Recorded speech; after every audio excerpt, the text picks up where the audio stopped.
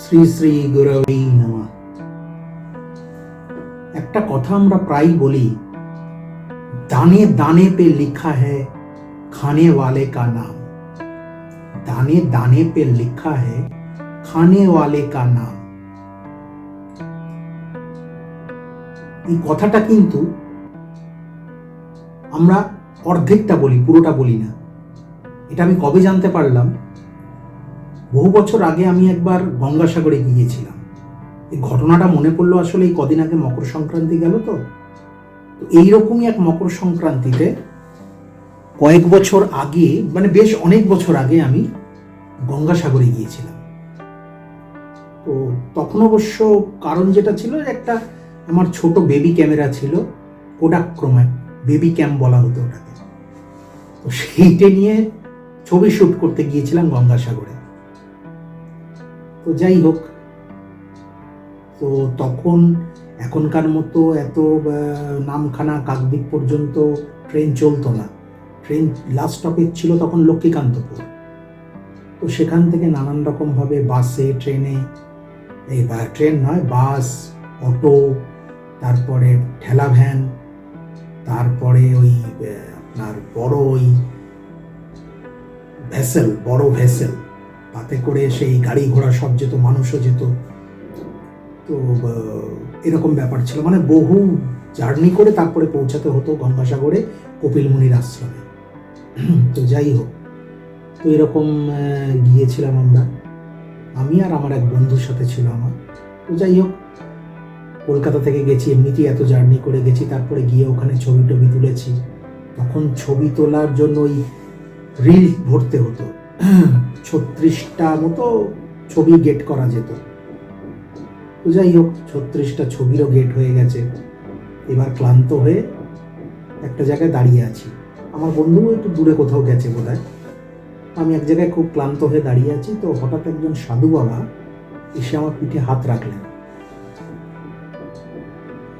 রেখে আমাকে তার ঝুলির ভেতর থেকে, হয়তো তাকে অনেকে একটু দিয়েছে, ফল দেয় তো সাধুদের, তো তার ভিতর থেকে আমার পরিষ্কার মনে আছে একটা নাশপাতি নিয়ে আমাকে দিলেন খাওয়ার জন্য। তো দ্বিধাগ্রস্ত হচ্ছিলাম প্রথমে, যে সাধুকে তো অন্য সবাই দান করেছে, তা আমি দান না করে সাধু বাবার আমাকে দিচ্ছেন, আমার কি সেটা খাওয়া ঠিক হবে? এরকম একটা ব্যাপার মনে হচ্ছিল। তো সাধু বাবা বললেন যে লে বেটা, খা লে। তো খেয়ে নিলাম। খেয়ে নেবার পরে উনি আমাকে জিজ্ঞেস করছেন, क्या महसूस हो रहा है बेटा, क्या महसूस हो रहा है, कुछ उपलब्धि हुई? তো অপরিণত বুদ্ধি যা হয়, আমি সাধু বাবাকে হঠাৎই মনে এলো, আমি বলে দিলাম যে बाबा मेरे को लग रहा है कि वो जो एक प्रवचन है ना कि दाने दाने पे लिखा है खाने वाले का नाम, वही याद आ रहा है मेरे को, वही बात मेरे को याद आ रहा है। तो उन्हीं আমাকে জিজ্ঞাসা করলেন যে इसका अगला लाइन क्या है, तेरे को पता है बेटा? এর যে পরের কোন লাইন আছে আমি সত্যি জানতাম না। তো আমি বললাম যে नहीं, मेरे को तो नहीं पता है। তুমি আমাকে বললেন, একটা অসাধারণ সেদিন আমার শিক্ষা হয়েছিল সেই সাধু বাবার থেকে। উনি আমাকে বললেন যে दाने दाने पे लिखा है खाने वाले का नाम, और खाने वाले के तकदीर पे लिखा है देने वाले का नाम। दाने दाने पे लिखा है खाने वाले का नाम, और खाने वाले के तकदीर पे लिखा है देने वाले का नाम। বলে উনি আমাকে বোঝালেন তারপর যে এই যে আমরা বলি দানে দানে পে লিখা হে খানে ওয়ালে কা নাম, এটা কোথাও যেন আমাদের একটা অহংকার প্রকাশ পায়। অর্থাৎ কোনো জায়গায় যদি আমি কিছু খাই, তো আমরা খাই, আমরা কি বলি, দানে দানে পে লিখা হে খানে ওয়ালে কা নাম। তো সেটাই আমাকে সাধু বাবা বুঝিয়েছিলেন সেদিন, এবং অত্যন্ত অত্যন্ত একটা সহজ সরল সত্যকে তিনি আমার সামনে উন্মোচন করেছিলেন, যে সত্যি তাই, এর মধ্যে কোথাও যেন একটা সেই মানুষের ইগো প্রকাশ পাচ্ছে, অ্যাজিভ যেন আমি খেয়ে ধন্য করলাম কারোকে, কারণ ওই দানায় তো আমার নাম লেখা আছে, তাই আমি খেলাম। অর্থাৎ আমি কাউকে ধন্য করলাম, কিন্তু বিষয়টা সেটা নয়। বিষয়টা হল যে दाने दाने पे लिखा है खाने वाले का नाम, और खाने वाले के तकदीर पे लिखा है देने वाले का नाम। আসল বিষয়টা হলো যে কে দিচ্ছেন সেটা আমার এইখানে লেখা আছে, যে আজকের খাবারটা আমাকে কে দিচ্ছেন, কার জন্য আমি পারছি গ্রহণ করতে, সেটা হলো আসল কথা। তো কি হয়, সবকিছুই আমরা এই প্রথমে একটু দেখি, যেমন দেখবেন এই ইউটিউব ভিডিও ম্যাক্সিমামই আমরা কি করি, পুরোটা কিন্তু দেখি না, এই কিছুটা দেখে ভালো লাগলো না, ব্যাস বেরিয়ে গেলাম। হতে পারে তো তার পরের অংশটা ভালো আছে, শেষাংশটা ভালো আছে, হতেই পারে, সেজন্য পুরোটা দেখা উচিত, পুরোটা না দেখে এইভাবে বলা উচিত নয়। তো যাই হোক, আজকে যে ঘটনাটা এত অবতারণা করলাম, সেই ঘটনাটা হলো জ্যোতিষশাস্ত্রের একটা ছোট অধ্যায় নিয়ে। সেটা হলো যে অনেকেরই একটা ধারণা আছে, বা এটা বলাও হয়, আমরা জানিও ছোটবেলা থেকে, যে শনি মহারাজ যদি কুপিত হন, যেমন শনির সাড়ে সাথী, শনির পীড়িত অবস্থা, শনির দশা মহাদশা, অন্তর্দশা, প্রত্যন্ত দশা, এগুলোতে কি হয় না, শনির প্রকোপ পড়ে সেই জাতক বা জাতিকার উপরে, যার শনির দশা চলছে, যার শনির সাড়ে সাথী চলছে। আর শনির সাড়ে সাথী কত ভয়ঙ্কর সেটা তো রিসেন্ট টাইমে সব থেকে বেশি বুঝতে পেরেছেন ধনু রাশির জাতক ও জাতিকারা, সব থেকে বেশি বুঝতে পেরেছেন এই 7.5 বছর। গত বছর শনির সাড়ে সাথী ছেড়েছে তাদের জানুয়ারি মাসে, তার আগে পর্যন্ত 7.5 বছর শনির সাড়ে সাথীর যে কি ভয়ঙ্করতম প্রকোপ হতে পারে, মর্মে মর্মে তা উপলব্ধি করেছেন ধনুরাশির জাতক ও জাতিকারা। যারা এখানে ধনুরাশির জাতক জাতিকা আছেন, যারা আমার এই ভিডিওটা দেখছেন, তারা নিশ্চয়ই বুঝতে পারছেন যে কতটা কষ্টের দিন কেটেছে তাদের।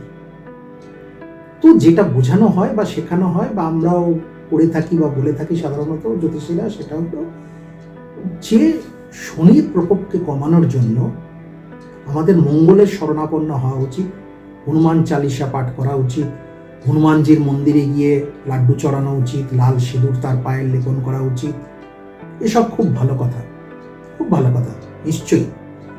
এতদূর তো গল্প ঠিক আছে, যে একবার নাকি, এটা মাইথোলজির গল্প, যে একবার নাকি শনি হনুমানজির সাথে টক্কর দিতে গেছিলেন, শনি মহারাজ হনুমানজির সাথে টক্কর।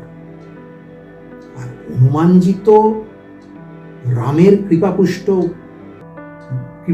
তিনি, তাকে শনি মহারাজ কি বিগড়াতে পারবেন? তো শনি মহারাজ আলটিমেট হনুমানজির কিছুই করে উঠতে পারেননি। তো তখন তিনি কথা দিয়েছিলেন যে তোমার যারা শরণাগত হবে তাদের আমি কখনো কিছু করব না। তো সেই মাইথোলজিক্যাল গল্পের উপর বেস করে এটা বলা হয় যে শনির সাড়ে সাথী থেকে বাঁচতে, শনির ঢাইয়া থেকে বাঁচতে, শনির মহাদশা থেকে বাঁচতে, এসব নানান দিক থেকে শনির হাত থেকে বাঁচতে জাতক জাতিকাকে অ্যাডভাইস করা হয় যে মঙ্গলের পুজো করার জন্য। মঙ্গলের পুজো করলে কি হবে? হনুমানজির পুজো করা হবে। হনুমানজির পুজো করলে মঙ্গল প্রসন্ন হবেন, স্বাভাবিকভাবে শনি তার কেশাগ্র স্পর্শ করবে না। এটাও কিন্তু অর্ধ সত্য, পরিপূর্ণ ব্যাপারটা নয়। কিন্তু পরিপূর্ণ ব্যাপারটা কি, সেটাও কিন্তু ওই যেরকম বললাম, দানে দানে পে লিখায় খানে বালে কেনা, আমরা অর্ধেকটা জানি, সবকিছুরই আমরা কিন্তু অর্ধেকটা করে জানি, পুরোটা জানি না। যেমন দেখবেন, আমরা ছোটবেলা থেকে একটা রাইম পড়ে এসেছি, twinkle twinkle little star, how I wonder what you are, up above the world so high, like a diamond in the sky. খুব ভালো কথা, আমরা কিন্তু এটাই জানি। এর পরের ছত্রটা কিন্তু আমরা কেউ জানি না। When the blazing sun is gone, when there nothing shines upon, then you see a little light, twinkle twinkle all the night. When the blazing sun is gone, when there nothing shines upon, then you see a little light, twinkle twinkle all the night. সূর্যও চলে যেতে পারেন, রবিও চলে যেতে পারেন, কিন্তু কেউ একজন আছেন যিনি আমাদের জন্য কিন্তু টুইঙ্কল টুইঙ্কল করে রেখে দিয়েছেন, লিটল স্টারদের রেখে দিয়েছেন। যাতে তারা আমাদের আলোক দেখান। সূর্য চলে যেতেই পারেন, রবি কারো খারাপ হতেই পারে, রবি খারাপ, রবি নিচস্থ, রবি পীড়িত হতেই পারে। তো তাই বলি কি আমার পথ চলা বন্ধ হয়ে যাবে? না, সেটা কখনোই হবে না। কেন? এমন একজন কেউ আছেন যিনি টুইঙ্কল টুইঙ্কল লিটল স্টারের মাধ্যমে আমাদের আলো দেখিয়ে নিয়ে চলেছেন অন্ধকার রাতে। ঠিক সেরকমই, যে কথার থেকে এটা এলাম, ওই মাইথোলজির ওই গল্পটা, যে হনুমানজির যারা শরণাপন্ন হবেন তাদের শনি মহারাজ কিছু করবেন না, এটা শনি মহারাজ সত্যিই বলেছিলেন হনুমানজিকে, এতে কোনো সন্দেহ নেই। কিন্তু এরপরে হনুমানজির উত্তরটা কিন্তু আর বলা হয় না কখনো। হনুমানজি কিন্তু এরপরে উত্তর দিয়েছিলেন যে না, আমার শরণাগত নয়, যারা আমার প্রভুর শরণাগত হবে তাদের তুমি কিচ্ছু করতে পারবে না, তাদের তুমি কেশাগ্র স্পর্শ করতে পারবে না, যারা আমার প্রভুর শরণাগত হবে। কারণ তিনি ছিলেন প্রভু ভক্ত হনুমান, রাম ভক্ত হনুমান। তিনি নিজের আত্মপ্রচার কখনো করতে চাননি, করেননি, পছন্দও করতেন না নিজের আত্মপ্রচার। তিনি নিজে সারা জীবন বলে গেলেন রাম রাম রাম রাম রাম রাম রাম রাম। আর তিনি নিজের আত্মপ্রচার করবেন শনির কাছে যে হ্যাঁ, আমার যারা শরণাগত হবে তাদের আমি রক্ষা করব, তাদের তুমি কিছু করবে না। এটা হতে পারে কখনো? একটু চিন্তা করুন তো। যিনি রামবাদে কিছু বুঝতেন না, যিনি প্রভুবাদে কিছু বুঝতেন না, তার প্রত্যেকটা কর্মে, যার প্রত্যেকটা বাক্যে, যার প্রত্যেকটা আচরণে তার প্রভুর নির্দেশ ছাড়া কিছু হচ্ছিল না, হতে পারে না তার জীবনে। তার জীবনটাই প্রভুময় হয়েছিল। তিনি এরকম আত্মগর্বে বলিয়ান হতে পারেন কখনো? এটা ছিল কিন্তু হনুমানজির উত্তর। বজরঙ্গ বলি এই উত্তর দিয়েছিলেন যে আমার নয়, আমার প্রভুর যারা শরণাগত হবে তাদের তুমি কিছু করতে পারবে না, তা যদি করো আমি কিন্তু তোমাকে ছেড়ে কথা বলবো না, এটা মনে রেখো। এই পাঠটা কিন্তু সব জায়গা থেকে সরিয়ে দেওয়া হয়েছে, অদ্ভুতভাবে সরিয়ে দেওয়া হয়েছে। এর ফলে কি হচ্ছে? আমাদের প্রাপ্তিটাও কম হচ্ছে, প্রাপ্তিটাও অর্ধেক হচ্ছে। কেননা একটা জিনিস মনে রাখবেন যে মঙ্গল, প্রত্যেকটা গ্রহের কিন্তু সেগ্রিগেশন আছে, পার্ট আছে, যে কোন গ্রহ কোন ডিপার্টমেন্টটা দেখেন। ধরুন আমি বুঝিয়ে দিচ্ছি, শনির 7.5 হয়েছে, শনির 7.5 চলছে আপনার এখন ধরুন মকর রাশি, কুম্ভ রাশি, মীন রাশি, এই 3টে রাশির উপর দিয়ে কিন্তু এখন শনির 7.5 চলছে। কারণ শনি বসে আছেন এখন কুম্ভ রাশিতে। ফলে তার আগের রাশি মকর রাশি, কুম্ভ রাশি এবং পরের রাশি মীন রাশি, 3টে রাশির জাতক জাতিকাদের উপর দিয়ে কিন্তু শনির 7.5 চলছে। ঠিক আছে, শনি কি করেন? তিনি কিন্তু মানুষকে লেথার্জিক করে দেন। আবার তিনি লেথার্জি পছন্দ করেন না। কারণ শনি কিন্তু হলেন কর্মকারক দেবতা। তিনি সবসময় চান মানুষ খেটে খাক, সবসময় মানুষ খাটবে, এটাই শনি চান। আবার শনি কিন্তু তাকে শনির 7.5-তে, শনির মহাদশাতে লেথার্জিক করে দিচ্ছে। তো হ্যাঁ, মঙ্গলের শরণাপন্ন হলে আমাদের যেটা হবে, অর্থাৎ হনুমানজির শরণাপন্ন হলে যেটা হবে, সেটা হলো আমরা লেথার্জিক থেকে এনার্জেটিক হব। কি হলো তাহলে? মঙ্গলের শরণাপন্ন হলে বা হনুমানজির শরণাপন্ন হলে আমরা কি হব? লেথার্জিক থেকে এনার্জেটিক হব। আমাদের বিক্রম বাড়বে, আমাদের পৌরুষ বাড়বে, আমাদের সাহস বাড়বে, এগুলো বাড়বে মঙ্গলের শরণাগত হলে বা হনুমানজির শরণাগত হলে। এ ব্যাপারে নো ডাউট, বিন্দুমাত্র কোনো ডাউট নেই এখানে, নিশ্চয়ই এগুলো হবে। কিন্তু শুধু যে শনির 7.5-তে শনি আপনাকে লেথার্জিক বানাচ্ছেন তা কিন্তু নয়। এর সাথে আরো কি ঘটছে? শনির 7.5-তে ধরুন আপনার তখন রাহুর মহাদশা চলছে, শনির 7.5, অ্যাক্সিডেন্ট হতেই পারে, কিন্তু প্রবল যোগ অ্যাক্সিডেন্টের, অ্যাকর্ডিং টু ইয়োর হরোস্কোপ। আপনার হরোস্কোপে শনির আর রাহুর অবস্থান যদি ঠিক না থাকে, তাহলে এই রাহুর মহাদশা বা গোচরে রাহু, এখন গোচরে রাহু বিরাজ করছেন মীন রাশিতে। তো রাহু যে যে রাশির উপর এখন দৃষ্টি দিয়েছেন, যদি তাদের গোচরে তাদের হরস্কোপে যদি শনির অবস্থান এবং রাহুর অবস্থান ভালো না থেকে থাকে এবং তার শনির 7.5 চলছে এখন, তাহলে তাদের কিন্তু অ্যাক্সিডেন্টের যোগ থাকলেও থাকতে পারে, অ্যাক্সিডেন্ট হলেও হতে পারে। তাহলে এই জায়গা থেকে আমাকে কে বাঁচাবেন? মঙ্গল বা হনুমানজি আমাকে এনার্জেটিক বানালেন, শক্তিশালী করলেন, সাহসী করলেন, কারেজিয়াস করলেন, এগুলো হনুমানজি করবেন। কিন্তু আমার যে অ্যাক্সিডেন্টটা হবে তার হাত থেকে আমাকে কে বাঁচাবেন? ভেবে দেখেছেন কখনো এই জায়গাটা? সূক্ষ্মভাবে ভাববেন যে সেই জায়গা থেকে আমাকে কে বাঁচাবেন। সেই জায়গা থেকে কিন্তু মঙ্গল বা হনুমানজি আপনাকে বাঁচাতে আসবেন না, কারণ তার কিন্তু অতটা ক্ষমতা তার হাতে কিন্তু নেই যে তিনি আপনাকে কোনো অ্যাক্সিডেন্টের হাত থেকে বাঁচিয়ে দেবেন। সেটা কার হাতে? সেটা স্বয়ং বৃহস্পতির হাতে। বৃহস্পতি একমাত্র পারেন, গুরুই আপনাকে পারেন একমাত্র কোনো ভয়ঙ্কর বিপদের হাত থেকে আপনাকে রক্ষা করতে। সেই জন্যই বলা হয় গুরু বল, অর্থাৎ গুরু বল আমরা যত বাড়াবো, গুরু বল বলাই হয় এটা যে গুরু বল যত বাড়বে মানুষের, অকাল মৃত্যুও তত কমতে থাকবে। যত মানুষের মধ্যে গুরু বল বাড়তে থাকবে, যত মানুষ গুরুকরণ করতে থাকবে, গুরুর নির্দেশিত পথে চলবে, গুরুর নাম স্মরণ মনন করতে থাকবে সব সময়, গুরুময় হয়ে থাকবে, ওই হনুমানজির মতো। হ্যাঁ, হনুমানজি আমাদের আইডিয়াল। একজন প্রকৃত ভক্তর কেমন হওয়া উচিত সেটা আমরা হনুমানজির থেকে শিখবো, ভক্তি ভরে সেটা শিখবো আমরা, এবং আমাদের শেখা উচিত যে প্রকৃত ভক্ত কেমন হওয়া উচিত, ভক্তি কেমন হওয়া উচিত, সেটা আমরা হনুমানজির থেকে শিখবো। কিন্তু আমরা শরণাগত হব কিন্তু প্রভুর, গুরুর পাদপদ্মে আমরা শরণাগত হব, তবেই আমরা কিন্তু নানান বিপদ আপদ থেকে উদ্ধার পেতে পারি। গীতার শ্রীমদ্ ভাগবত গীতার 7 নম্বর অধ্যায়ের 19 নম্বর শ্লোকে, 7 নম্বর অধ্যায়ের 19 নম্বর শ্লোকে ভগবান শ্রীকৃষ্ণ বলছেন, বহুনাং জন্মনামন্তে জ্ঞানবঙ্গমং প্রপদ্যতে বাসুদেব সর্বম ইতি স মহাত্মা সুদুর্লভ। বহুনাং জন্মনামন্তে জ্ঞানবঙ্গমং প্রপদ্যতে বাসুদেব সর্বম ইতি স মহাত্মা সুদুর্লভ। অর্থাৎ বহু জন্ম মৃত্যুর পর যারা প্রকৃত জ্ঞানী তাদের এই বোধোদয় ঘটে যে বাসুদেবী শেষ কথা,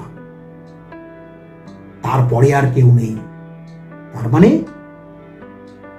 গুরুই শেষ কথা, কিন্তু তারপরে আর কেউ নেই, ওটাই এন্ড। এটা ভগবান শ্রীকৃষ্ণ গীতায় বলছেন।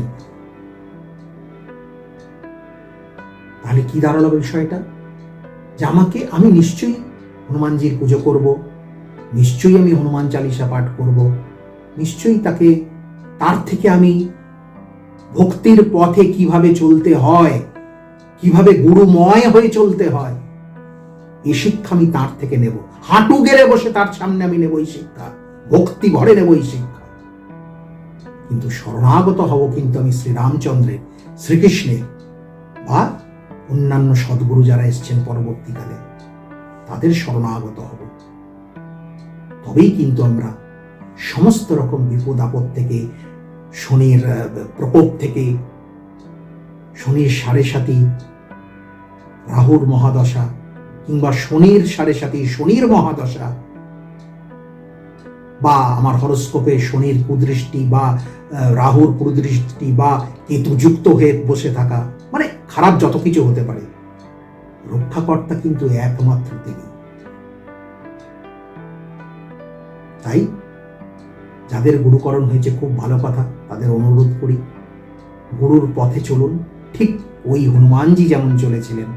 আর যাদের গুরুকরণ হয়নি তাদের বলছি জীবনে গুরুকরণ করুন, তাহলে কোনো সমস্যার জন্য ভাবতে হবে না, চিন্তা করতে হবে না, দুশ্চিন্তাগ্রস্ত হতে হবে না, আতঙ্কগ্রস্ত হতে হবে না, শঙ্কিত হতে হবে না, ভয় আর্তনাদ করতে হবে না। সেই ছোটবেলা আমরা পড়েছিলাম না, ভূত আমার পৌত, পেতনি আমার ঝি, রাম লক্ষণ বুকে আছে, ভয়টা আমার কি। এটাই হলো বড় কথা। তিনি যদি থাকেন এই জায়গায় যদি তিনি থাকেন, পৃথিবীতে কারোর ক্ষমতা নেই আমার কিছু করবে। And take it for sure. সবাই খুব খুব খুব ভালো থাকবেন। গুরু কৃপাহি কেবলম।